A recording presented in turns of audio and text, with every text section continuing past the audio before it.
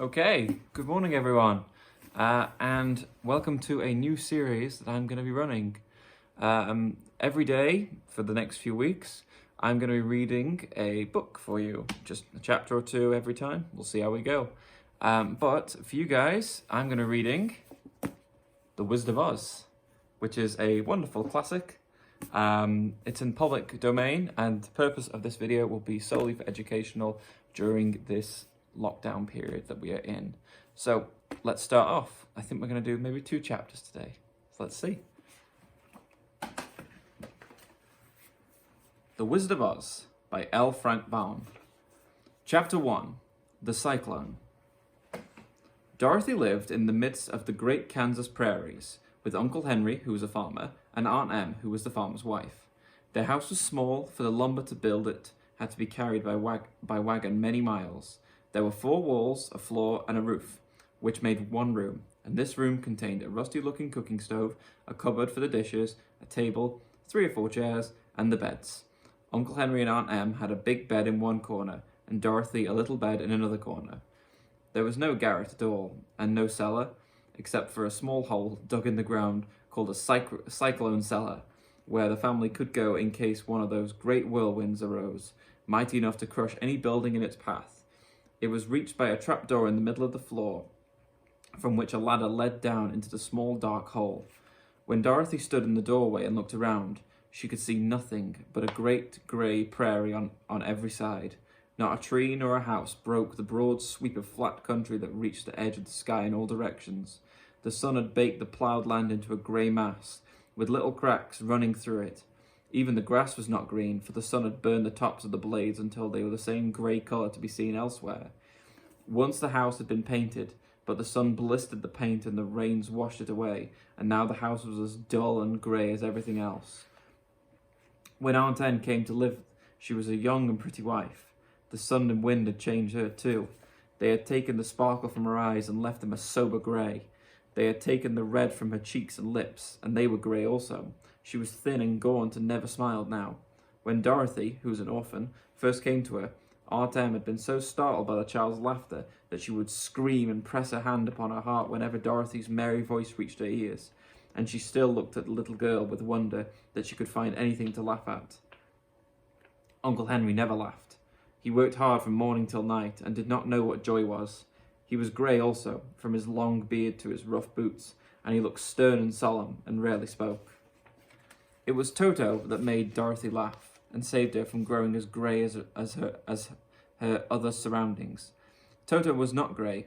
He was a little black dog with long silky hair and small black eyes that twinkled merrily on either side of his funny wee nose. Toto played all day long, and Dorothy played with him and loved him dearly. Today, however, they were not playing. Uncle Henry sat upon the doorstep and looked anxiously at the sky, which was even greyer than usual. Dorothy stood in the doorway with Toto in her arms and looked at the sky too. Aunt Em was washing the dishes. From the far north, they heard a low wail in the wind, and Uncle Henry and Dorothy could see where the long grass bowed in waves before the coming storm.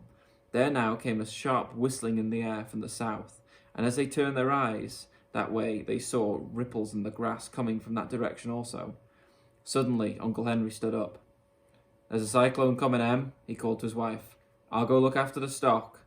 Then he ran towards the sheds where the cows and the horses were kept.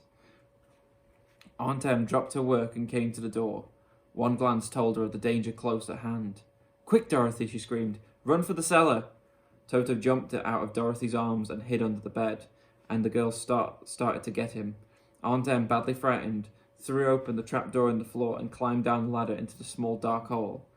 Dorothy caught Toto at last and started to follow her aunt. When she was halfway across the room, there came a great shriek from the wind, and the house shook so hard that she lost her footing and sat down suddenly upon the floor. A strange thing then happened. The house whirled around 2 or 3 times and rose slowly through the air. Dorothy felt as if she was going up in a balloon. The north and south winds met where the house stood and made it the exact centre of the cyclone. In the middle of a cyclone, the air is generally still, but the great pressure of the wind on every side of the house raised it up higher and higher until it was at the very top of the cyclone, and there it remained and was carried miles and miles away, as easy as you would carry a feather. It was very dark, and the wind howled horribly around her, but Dorothy found she was riding quite easily. After the first few twirls around and one other time when the house tipped badly, she felt as if she was being rocked gently, like a baby in a cradle. Toto did not like it. He ran about the room, now here, now there, barking loudly, but Dorothy sat quite still on the floor and waited to see what would happen.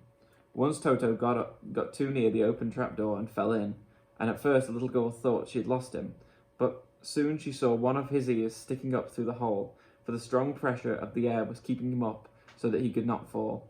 She crept to the hole, caught Toto by the ear, and dragged him into the room again, afterwards closing the trapdoor so that no more accidents could happen. Hour after hour passed away, and slowly Dorothy got over her fright, but she felt quite lonely, and the wind shrieked so loudly all about her that she nearly became deaf. At first she wondered if she would be dashed to pieces when the house fell again, but as the hours passed and nothing terrible happened, she stopped worrying and resolved to wait calmly to see what the future would bring. At last, she crawled over the swaying floor to her bed and lay down upon it, and Toto followed and lay down beside her. In spite of the swaying of the house and the wailing of the wind, Dorothy soon closed her eyes and fell fast asleep. Okay, I think we'll leave it there today. So, because the next chapter is quite long. So I hope you enjoyed that. It's going to be every day. I'll make sure the link gets out to you, and I hope you enjoy. Everyone stay safe. Bye.